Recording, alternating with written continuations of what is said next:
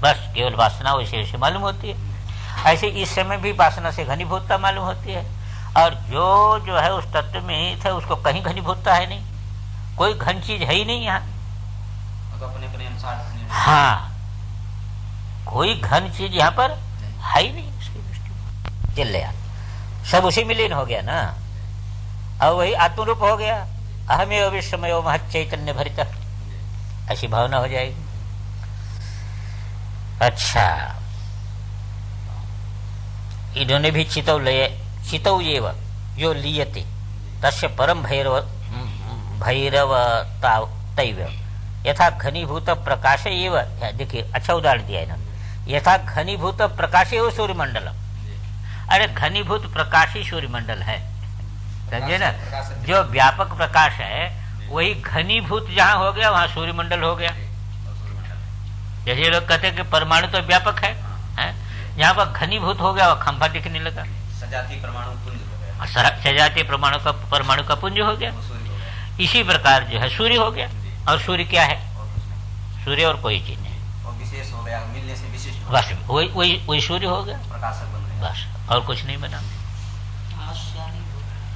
अरे आश्यानी मैंने जम जाना, क्या समझे आपने?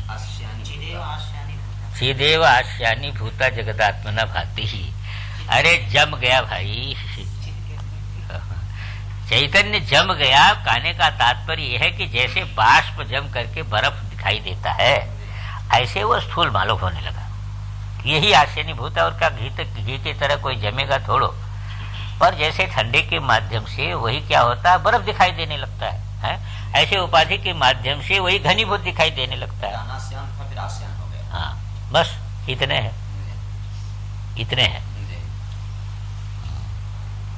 एक श्लोक बड़ा सुंदर है, कहीं का वो आगम का उठ नहीं रहा, कि वो जो है वही जो है निर्विशेष जो है ना, वो जम करके सविशेष हो गया है। हाँ, कहते घृत जैसे पिघला हुआ है, सब जगह रसो वैसा है, खूब ठंडी आई, घनीभूत हो गया। वो भी विशेष नहीं, वो निर्विशेष तो है ही है, पर वो निर्विशेष तो उस समय भी है ही है, समझे आप कि नहीं, पर घनीभूत दिखाई दे रहा है। जैसे कठपुतली शिला में कठपुतली, बस इतने हैं, लेकिन शिल्पी को दिखाई। और भी देखो, क्षुताद्यन्ते भयेशो के गहवरे व रणाद्रुते कुतूहले क्षुदाद्यन्ते ब्रह्म सत्तामयी दशा। बहुत जगह भी जो है आपको इस प्रकार का क्या है कि समाधि की स्थिति आती, पर पहचान नहीं पाती। जैसे उसमें आया ना, स्पंद कारिका में आया था ना, अति क्रुद्ध हो, प्रहिष्ट हुआ, अत्यंत जो है वह क्रोध में अभिभूत हो गया, प्रहिष्ट हो गया। किम करोमि तिवा स्मृशन, मैं क्या करूं, एकदम ऐसी समूर्ता की दशा आ जाती है। तो ऐसे में जो है धावन वा यत् पदम गच्छेत, समझे आप कि नहीं, तत्र स्पंद प्रतिष्ठित, वहां स्पंद प्रतिष्ठित है। तो ऐसे यहाँ पर कहते हैं कि क्षुदाद्यन्ते, खूब बहुत भूख लगी है, समझे ना। इसमें दोनों ले लेते हैं कि बहुत भूख लगी है, और उसमें एकदम जो है अलौकिक भोजन सामने आ जाए तो व्यक्ति कैसा हो जाता है, स्तब्ध हो जाता है, एकदम स्तब्ध हो जाता है। एक ने अपना अनुभव बताया, हम 5 दिन का भूखे थे, तो एक भक्त जो है वो अकोला में एक भक्त क्या पहुंच गया, और कहा बढ़िया बढ़िया सामान सामने रख दिया, तो हाथ लगाते ही एकदम समाधि हो गई।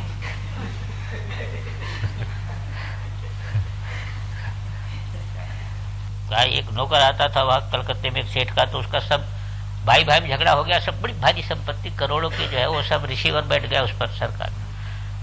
तो कहते हैं कि हमने कहा तुम्हारे मालिक की क्या दशा है इस समय? अरे कहा महाराज हमारे मालिक तो इस समय समाधि में रहते हैं। तो उन्होंने कहा उनको उठा के स्नान करा के ले आओ, भोजन के तो हाथ वहां रखेंगे तो वही समाधि लग जाए। चिंता है, मार जो चिंता लग है, गहवरे वाह है, कहीं एकाएक खड्डे में गिर गया, अब वहां लोग ऊपर दिखाई देता है ना नीचे दिखाई देता है, अब क्या करे, अवाक हो जाता है। रणद्रुते, रणद्रुत का क्या लिया? हाँ, ऐसी आफत आ गई कि भगा जान लेकर के। अब ऐसा भगा जान लेकर के कि उसको पता ही नहीं लगता मैं कहाँ जा रहा हूँ, कैसे जा रहा हूँ। बड़ी बड़ी आफत आवे तो उसको कूद जाता है, उसमें शक्ति नहीं पर कूद जाता है, बड़ी बड़ी खाई कूद जाता है उससे। तो इस प्रकार जो है कहते हैं कि ऐसा होने पर भी तो भय शोके गहवरे व रणाद्रुते कुतूहले क्षुधाद्यन्ते। लेकिन क्षुधा आगे दे दिया इसलिए उसका अर्थ लिया, हाँ इसीलिए वहां पर छीक लिया, क्योंकि क्षुधाद्यन्ते आगे दे दिया ना, तो क्षुधाद्यन्ते आगे दे दिया तब उसका अर्थ जो है, नहीं तो क्षुत विपाशे इत्यादि में क्षुत शब्द क्षुधार्थक है, पर क्षुत भी लिया और क्षुधा भी लिया, तब क्षुत का अर्थ छीक कर दिया। ये बात है। क्षुधाद्यन्ते कुतूहले, कहीं कोई कुतूहल हो जाए, कुतूहल में भी चित्त झट एक जगह केंद्रित हो जाता है? तो ब्रह्म सत्तामयी दशा। अब वही जो है जो अप्रबुद्ध है उसके लिए तो मूढ़ दशा है, एक दिन ध्यान दीजिए। जो अज्ञानी के लिए तो सब मूढ़ दशा है, पर विवेकी के लिए वह भैरवी दशा है, उसी में वो भैरवी दशा है, और अज्ञानी के लिए वो मूढ़ दशा है।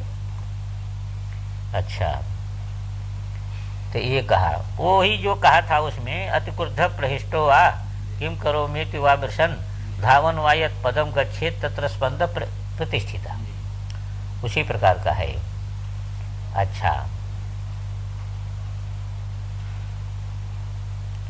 हमारे में इसमें लिखा कि तंत्रालोकादो भितत्य निर्णीतम अस्ति तो भवति इत्येव अर्थः एतच्च तंत्रालोकादो भितत्य निर्णीतम अस्ति। ये विषय जो है तंत्रालोक इत्यादि में विशेष रूप में जो है बिठाया गया है, इसलिए ततेव अवधार्यम, वहीं से इसका निर्णय कर लेना चाहिए। सुस्मर्यमाणेषु दृष्टे देशे मनस्त्यजेत स्वशरीरम निराधारम ततः प्रसरति प्रभु। हमारे में ततः है, इसमें ये दूसरे में कृत्वा है। हाँ, दोनों पाठ हमारे में है ना, कृत्वा प्रसरति प्रभु है। कहते हैं कि वस्तुषु स्मर्यमाणेषु है, वस्तु का पहले ज्ञान होता है, फिर स्मृति होती है, अनुभव पूर्वक स्मृति होती है? अब दृष्टि देशे मनस्त्यजेत, जहां पर वो पहले देखा गया है, जैसे आपको स्मृति हुई कहीं, अब स्मृति होने पर उस देश को, उस पदार्थ को छोड़ दो, खाली मन रहने दो, 10 भान मात्र ले लो, भान मात्र ले लो, है वो देश काल को छोड़ दो। तो मनस त्यजेत, अब स्वशरीरम निराधारम कृत्वा, आपने शरीर को कैसा देखा है कि ऐसे भाषित जैसे चित्र है, निराधार है, समझे कि नहीं? वो दौड़ रहा है, उसमें किसी प्रकार का शरीर, जैसे चित्र में शरीर जो है कहाँ पर कहाँ पृथ्वी है कि जो है वो खड़ा होकर के चल रहा है, कुछ है ही नहीं। तो स्मरण और अनुभव जो दोनों है ना, ये एक हो गया, समझे ना? एक हो गया, तो जब एक हो गया तो एक ज्ञप्ति रूप हो गया, तब प्रभु प्रसरति, और उसी में प्रभु प्रतिफलित हो जाएगा, है? भान मात्र, तो इसी को कहते हैं, हमारे ये टीकाकार लेते हैं, अनुभवात स्मरणादौ सूत्रयो मणिगण प्रोतः चैतन्य प्रसरति। समझे ना? देखिए, अनुभवात स्मरणादौ, समझे ना? जब अनुभव से स्मरण आदि में कैसा होता है? कहते सूत्रे मणिगणा इव, जैसे प्रत्येक मणि में सूत्र की व्याप्ति है। तो इसमें गीता में भी यही मानते हैं कि आजकल जैसे ऊन की बनाते हैं ना, तो मणि भी होती, सूत भी होती, तो वो सूत भी है और मणि भी सूत ही है। तो जैसे जो है सूत की व्याप्ति है, ऐसे प्रत्येक जो है वस्तु जो विशिष्ट दिख रही है मणि रूप, उसमें भी चैतन्य व्याप्ति है, और बीच में जो धारित करने वाला है वो भी चैतन्य है। ऐसे स्मरणीय पदार्थ भी स्मृति है, वो भी वही है। तो चैतन्य प्रसर सब जगह कर लिया, सब जगह एक चैतन्य प्रसर है, चाहे विशिष्ट रूप में दिखाई दे रहा है और चाहे सामान्य रूप में दिखाई दे रहा है, चैतन्य प्रसार से अतिरिक्त कोई चीज है नहीं। क्योंकि ज्ञान विषय की सृष्टि है। हाँ, क्वचिद वस्तुनि विन्यस्य शनैर्दृष्टिं निवर्तयेत् तज्ज्ञानं चित्त सहितं देवी शून्यालयो भवेत्। कहते ये पाठ है ना, दोनों में ही पाठ है। क्वचिद वस्तुनि विन्यस्य शनैर्दृष्टिं निवर्तयेत् तज्ज्ञानं चित्त सहितं देवी शून्यालयो भवेत्। किसी वस्तु में दृष्टि को पहले नेत्र को फेंक दो, समझे ना, यानी कोई को पदार्थ को देख करके, अब फिर धीरे धीरे धीरे धीरे धीरे धीरे क्या करे कि वो संकल्प छोड़ दो, है वो संकल्प छोड़ दो, तो चित्त तो आपका रहेगा पर पदार्थ छूट जाएगा। तत्व जो है वह उपाधिक जो है ज्ञान छूट जाएगा, तो उपाधिक ज्ञान छूट जाएगा तो आप सामान्य में चले जाएंगे, चित्त सहित, फिर वो शून्य में चला शून्य में चले, विषय से मुक्त स्वसर्वम निराधारम ततः प्रसक्ति प्रभु हो गया। कुचित वस्तु विनश्य शनै दृष्टि निवर्तयेत तद ज्ञानम चित्त सहितम, वो ज्ञान भी और चित्त सहित ज्ञान, वो शून्यालयो भवेत है, शून्यालंबन, शून्य मतिर भवेत। आलय का अर्थ यहाँ पर हमारे टीकाकार ने क्या, शून्य मतिर भवेत माने विशेषता से रहित तो ब्रह्म संपद्यते। हाँ दोनों जो अच्छा, भक्त्युद्रेकाद् विरक्तस्य यादृशी जायते मतिः सा शक्ति शांकरी नित्यम भावयेत् ताम ततशत शिवः। कहते कभी भक्ति का हृदय में उद्रेक आता है। हाँ तो देखिए, नहीं भक्ति का उद्रेक जब आएगा, जब भगवान से मिलने के लिए आपके चित्त में उद्रेक आएगा तो सारा जगत उस समय छूट जाएगा। आप विचार करके देखिए, सबसे बड़ी साधु की कमजोरी यही है, जिस समय वो घर छोड़ता है उस समय एक वृत्ति जो अंदर बनती है भगवत निर्भरता है और भगवत प्राप्ति की, और एकदम संसार का त्याग, ये जो अंदर बनते हैं उसकी रक्षा वो नहीं कर पाता, ही गड़बड़ी। देखो बस यही बात है, उसी की रक्षा, वही मूल चीज है। उसी ने इतना बड़ा त्याग कराया था, है वही तत्व है, वही हमारी चीज जो है, जो हमको उस समय प्राप्त हुई थी, वह एक ऐसी अद्भुत थी कि सारा जगत को जो है वह उसने छुड़ा दिया था, पर स्वरूप प्रतिष्ठित होकर के उसकी रक्षा हम नहीं कर पाए।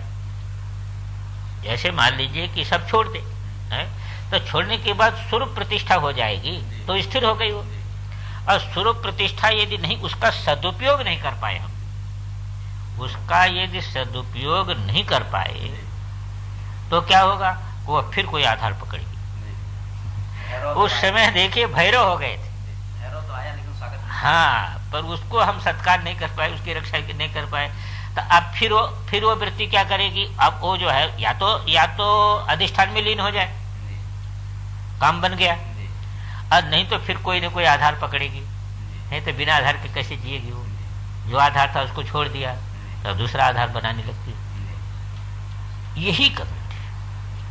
वो स्थिति यदि हमारी बिल्कुल सजग रहे, इसी को उसने जो है योग वासिष्ठ में आया ना, वो चुड़ाला ने बताया है? उसका हाथी का दृष्टांत दे करके बताया। एक हाथी जो है, जो भावत ने जो है बांधा था उसको सीकड़ से, उसने कहा कि एक सीकड़ फीकड़ हमारे क्या करेगी, उसने जोर लगाया, तोड़ दिया,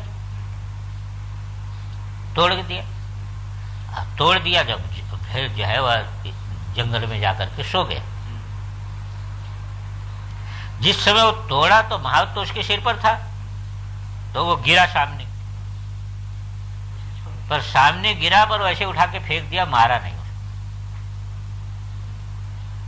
तो महावत जब फिर उठा बेहोशी से तो धीरे धीरे उसका पैर देखते देखते गया, तो देखा वो जंगल में सो रहा है।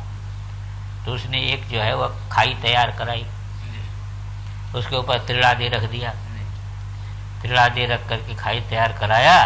अब जब वो पड़ा था, फिर जब उठा, उठ करके चला तो उसी खाई में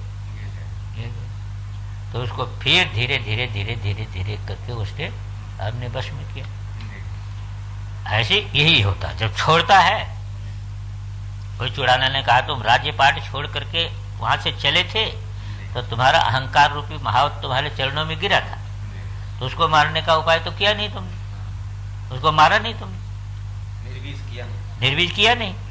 अब तुम संतों के पास जाते उसको निर्बीज करते, जिस अज्ञान के आधार पर वो जी रहा था उसको निर्बीज करते, उसको खत्म कर देते तो तुम्हारी कोई समस्या नहीं थी। अब तुम जंगल में आकर के बैठे तो फिर देखो जो है वह फिर पकड़ लिया उसने। अहंकार है तो ममकार बना लिया तमाम जो है इकट्ठा करके अब उसी में तुम जो है वो सुखी दुखी हो रहे हो, तुमने उसको मारा नहीं।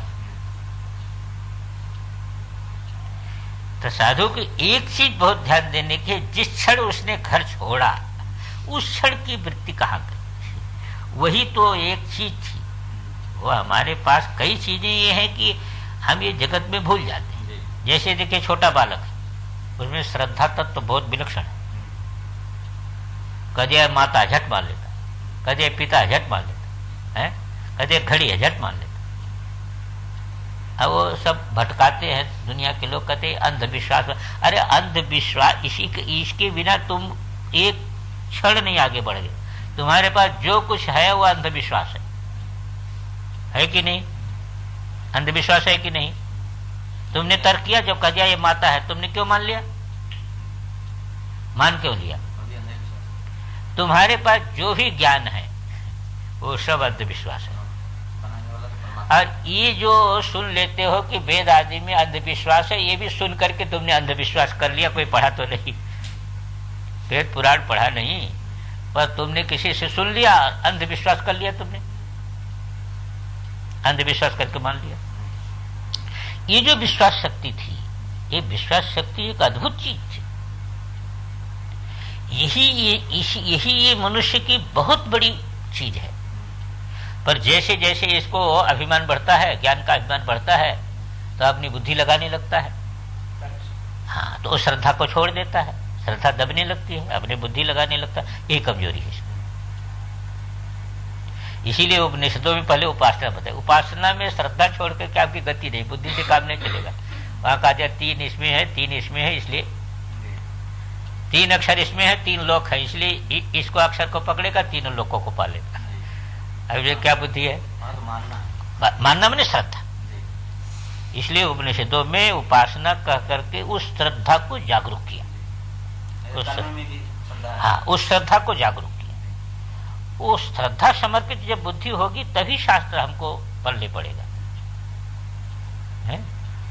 इसीलिए बुद्धि को जो है श्रद्धा से गृहित होकर फिर वो बुद्धि से वही निर्णय करना पड़ेगा जो श्रद्धा से गृहित है, बुद्धि को उसी में लगाना पड़ेगा। इसलिए ये सिद्धांत है कि जब तक हमारी बुद्धि स्वयं अपने, क्योंकि बुद्धि के साथ अभिमान रहता है, हमेशा रहेगा बुद्धि के साथ अभिमान ही रहता है। जहां मन बुद्धि दो ही चीज लेते हैं वहां पर बुद्धि के साथ ही अभिमान रहता है, समझे ना?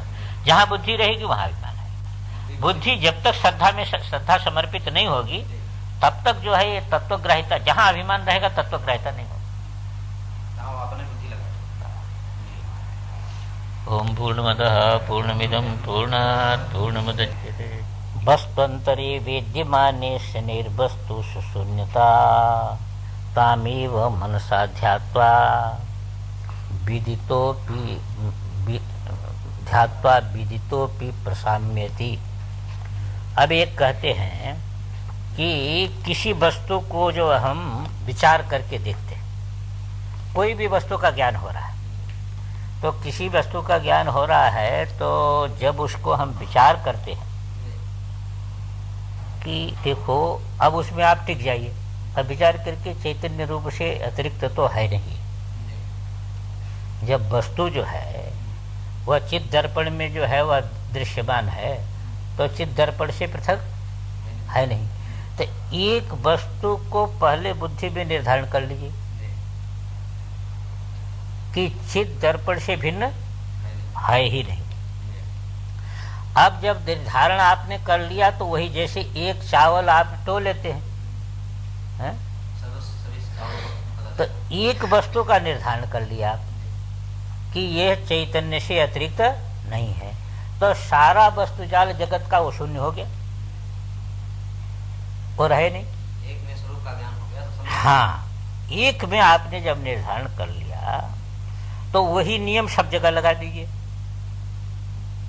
तो सब जगह लगाने के बाद जिस जो है चैतन्य तत्व में आपकी वृत्ति टिकेगी, तो नेत्र से दिखाई देने पर भी जो है, ज्ञाते पे नेत्र से दिखाई देने पर भी वो आपको बाधक नहीं बनेगी। इसी को कहते हैं कि वस्तुअंतरे वेद्यमाने है, माने एकस्मिन् वस्तुनि चित्त स्वरूपत्वेन ध्यायमाने।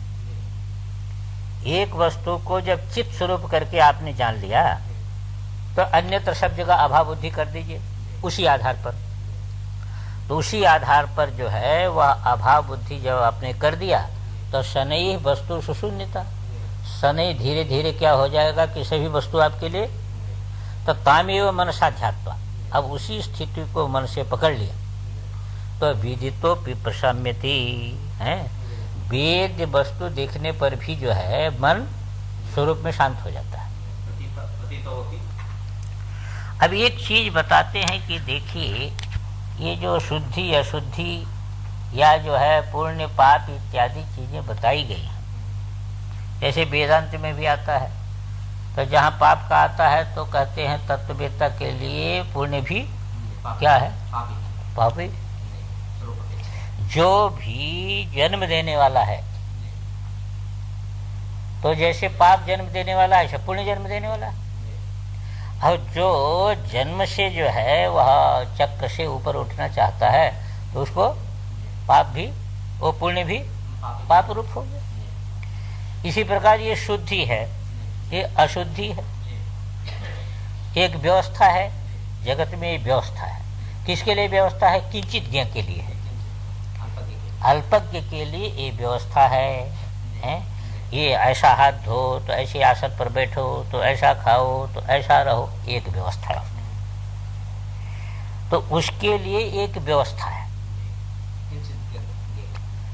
पर जो निर्विकल्प में जो है उसके लिए वह शुद्धि भी अशुद्धि है, अशुद्धि भी शुद्धि है, कोई उससे संबंध है ही नहीं। अब सकल वो अशुद्ध हो गया, और स्वरूप से देखो तो सकल शुद्ध हो गया, स्वरूप से देखो तो सकल शुद्ध हो गया है, और स्वरूप से बाहर कर दो सब मुर्दा हो गया, अशुद्ध हो गया है। यानी स्वरूप भूत कर दो आप, सब शुद्ध है, चिन्मय है, और उससे पृथक करके देखो तो सब अशुद्ध है। तो वहां शुद्धि अशुद्धि क्या? ऐसे जो नियम होते हैं, नियम भी चाहे वो भक्ति के द्वारा भावधारा में पहुंच जाए तो उसके लिए भी सामान्य नियम नहीं काम करते। हाँ, क्योंकि उसका चित्त ही सामान्य भूमिका में नहीं है ना।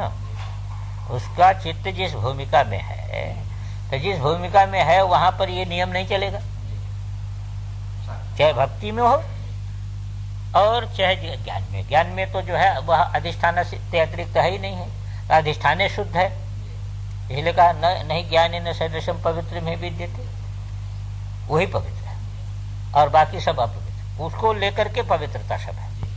इसी बात को यहाँ पर कहते हैं कि किंचित ज्ञेया स्मृता शुद्धि ही सा शुद्धि शंभु दर्शने।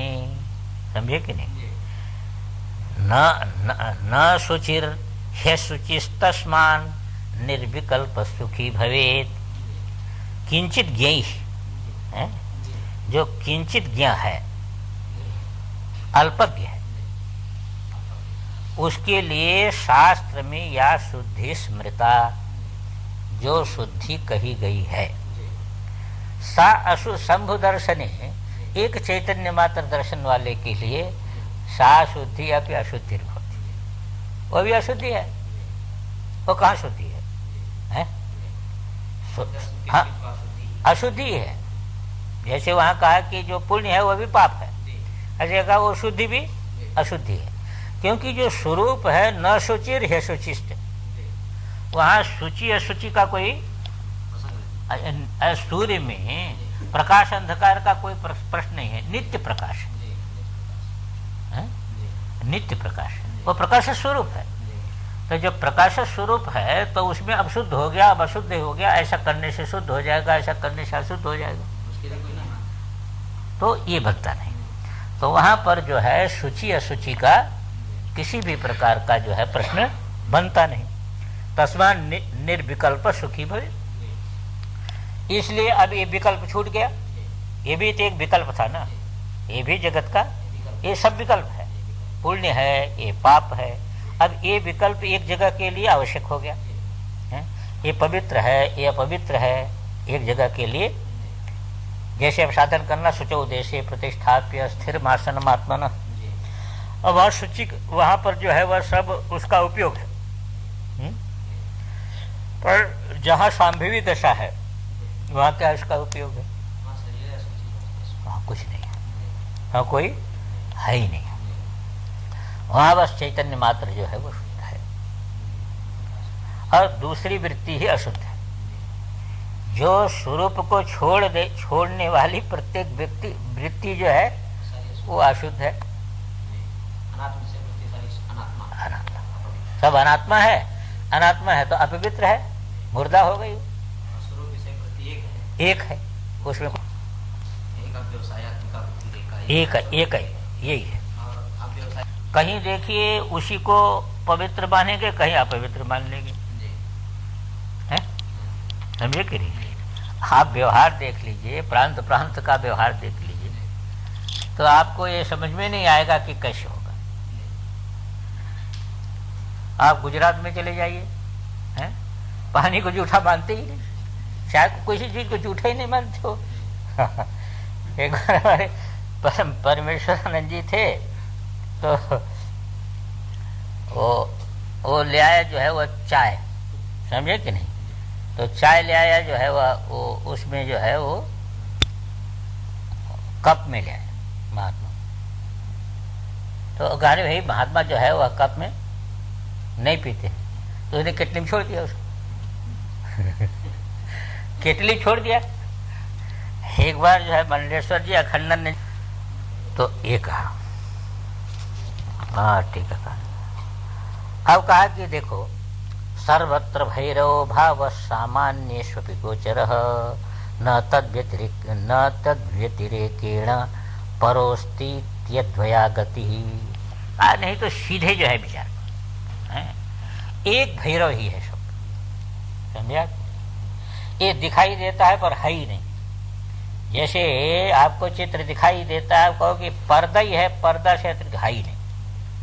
दिखाई देता है चित्र, है पर्दा, है? पर्दा ही है। दिखाई देता है जगत, पर है क्या? ब्रह्म, बस चित्त। इसलिए कहा कि सीधे लो। सीधे क्या है कि सर्वत्र भैरव जो है वह भाव सामान्य स्वपि गोचर। सामान्य जितने विषय हैं उनमें भी सब में भैरव को व्याप्त करो, सब में भैरव को व्याप्त करो। ये कठिन होता है। कठिन ये होता है कि जो है वह, अब आप मूर्ति में तो शिव की भावना कर लेंगे, हैं? पर अब बताओ विष्टा में कर पाएंगे? बहुत मुश्किल है। इसलिए जब तक जो है वह, पर वस्तुता क्या है? वस्तुता क्या है? शिव।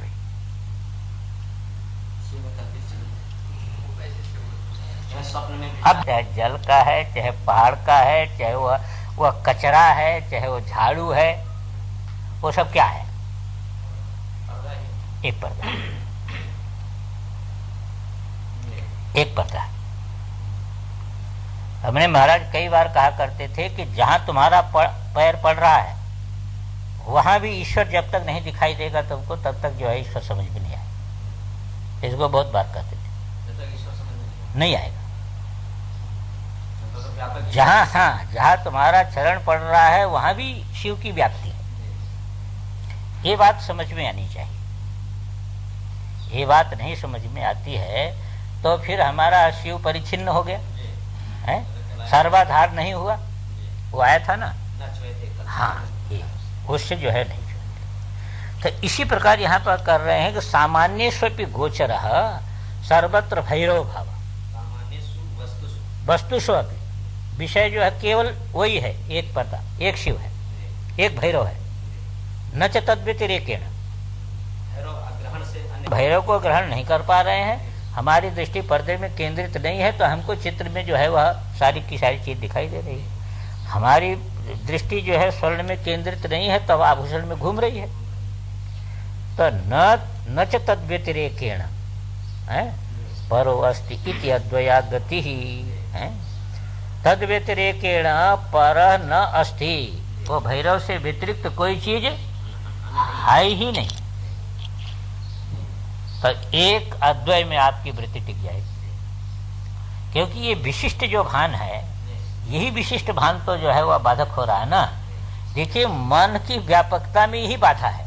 मन तो व्यापक है ही है, जो कहा ना चित्तम चिदित जानी है, ये आपका चित्त चैतन्य है, चिद रूप है, और एकता ज्यादा है। वो त्यागता क्या है? यही विषयाध्यास। इस विषयाध्यास के छूटते ही मन व्यापक हो जाएगा। ऐसे मन है शिव, मन शिव है। लेकिन जगह जगह भाष्यकार भगवान ने बहुत विचार किया, ज्ञान निष्ठा में भी बहुत विचार किया, कि कहा कि वो जो अध्यास से दूसरी चीजें प्राप्त हैं, इनको हटाना। अतत धर्म, अतत धर्म को दूर करने के लिए प्रयास करना पड़ता है। बस इसलिए प्रतिबंध को दूर करने के लिए आपको पुरुषार्थ करना पड़ता है। वो तो स्वरूपभूत है, स्वरूपभूत होने से वो नित्य प्राप्त है, उसके लिए क्या पुरुषार्थ करेंगे? उसके लिए नहीं। हाँ, उसकी जो हमारा गलत ज्ञान हो गया है, इसको हटाना है। यही निष्ठा बताता है। यही निष्ठा है, ज्ञान निष्ठा यही है। तो प्राप्त है, वो तो कोई आपके पुरुषार्थ से होने वाली चीज नहीं है, है? अगर में आता है कि वो उपाय जालई न शिव प्रकाश्यते, घटेन किम भाति सहस्त्र दीधिति, हतर है ना, घटेन किम भाति सहस्त्र दीधिति। ये उपाय जाल से शिव नहीं प्रकाशित होता है, ये तो प्रकाशित है ही है। क्या घट से सूर्य को देखोगे? क्या दीपक लेकर के हम सूर्य को देखेंगे? अरे घट दृश्य है, जो दृश्य है वह कैसे प्रकाशित करेगा उसको? है?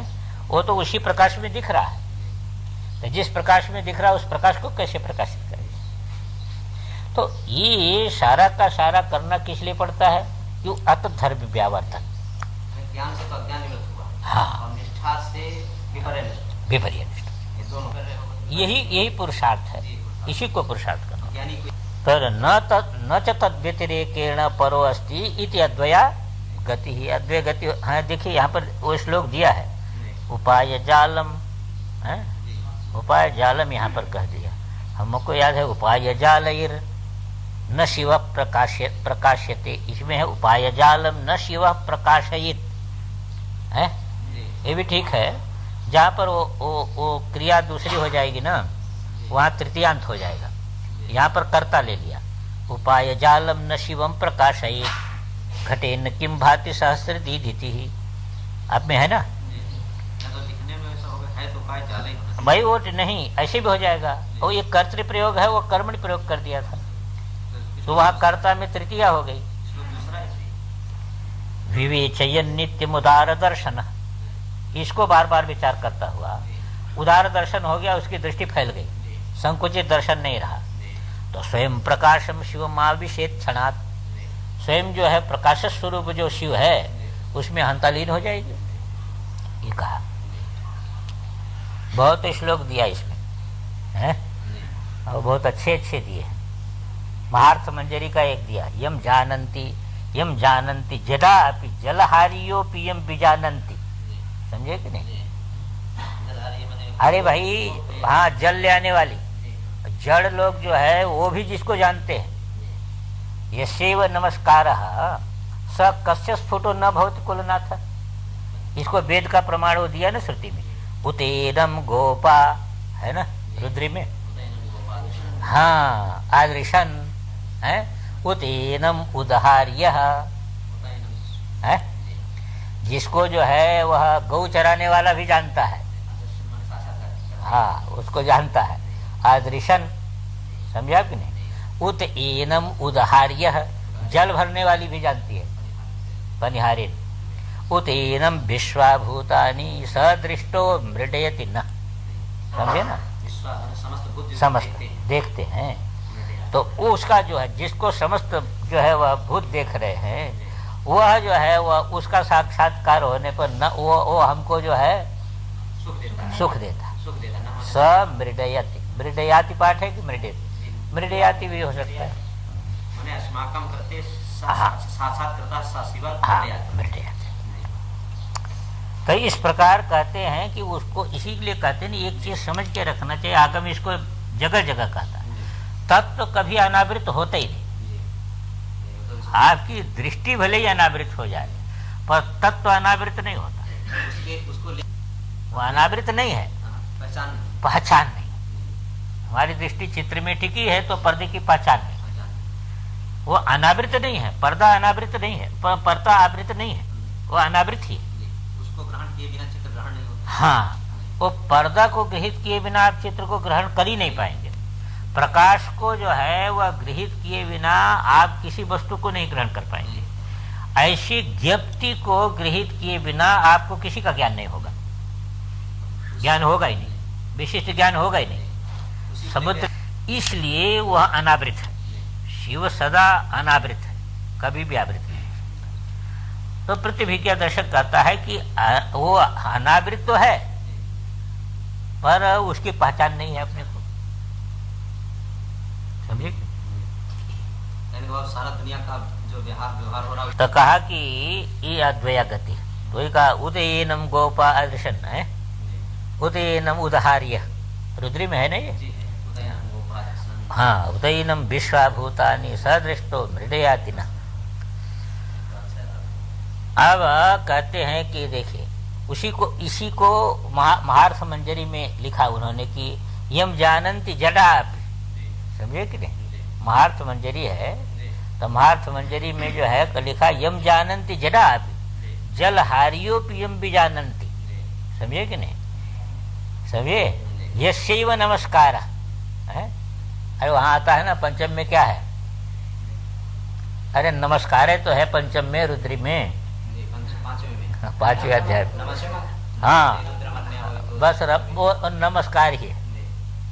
तो यस्यैव नमस्कार स कस्य स्फुटो न भवति कुलनाथ।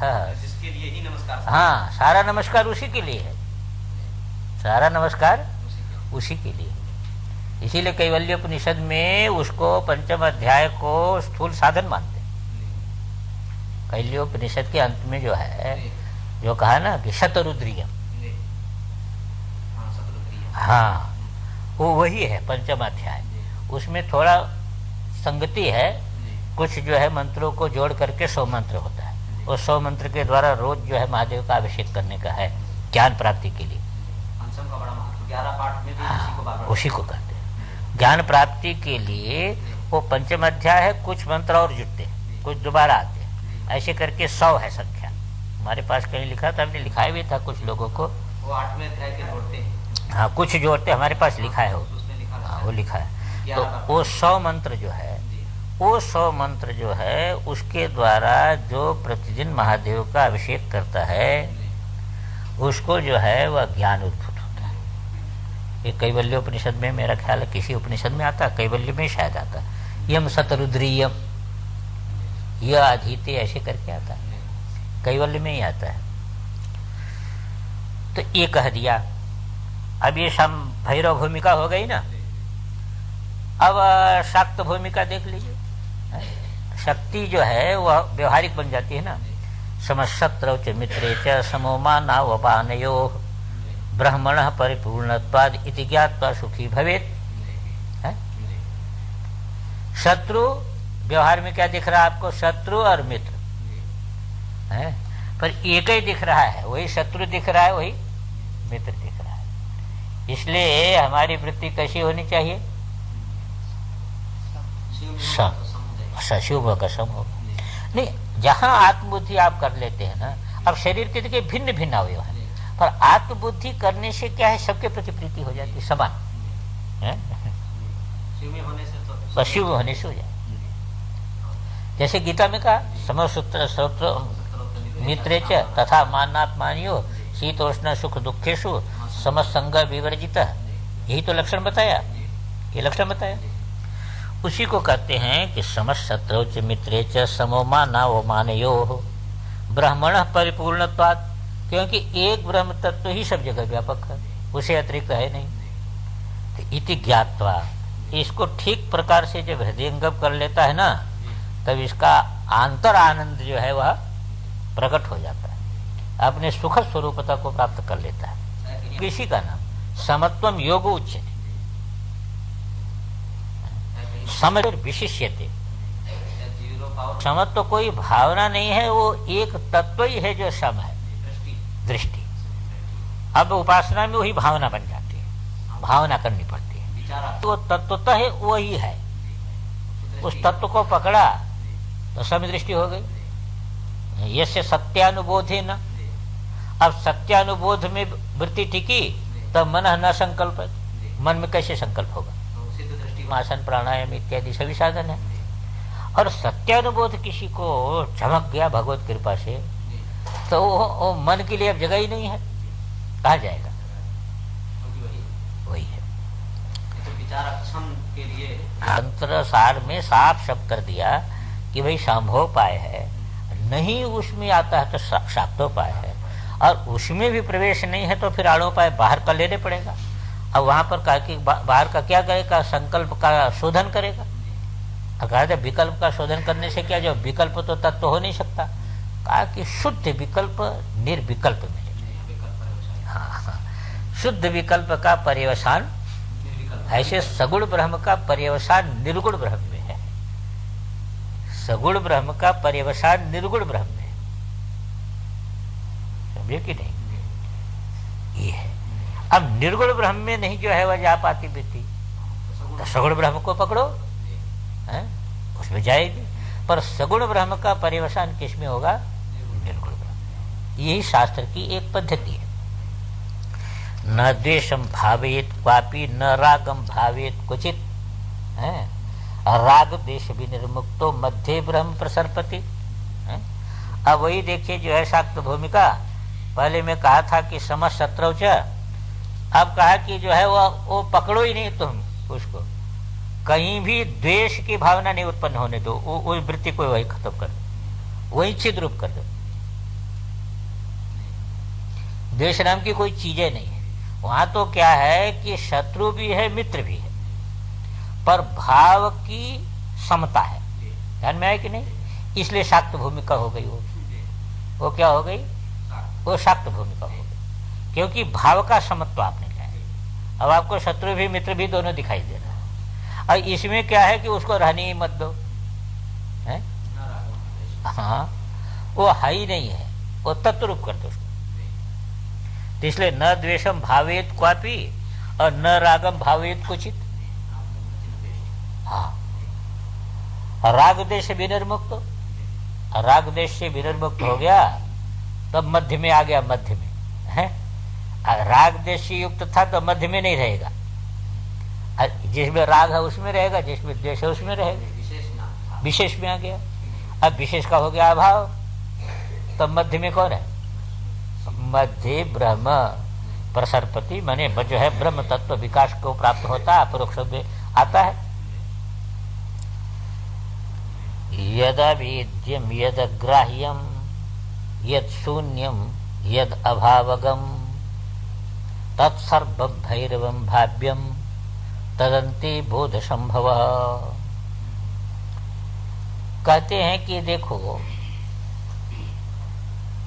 जो अवेद्य है, जो अग्राह्य है, जो शून्य है, तो वो तीनों क्या हो जाएंगे कि अभाव रूप होंगे कि नहीं?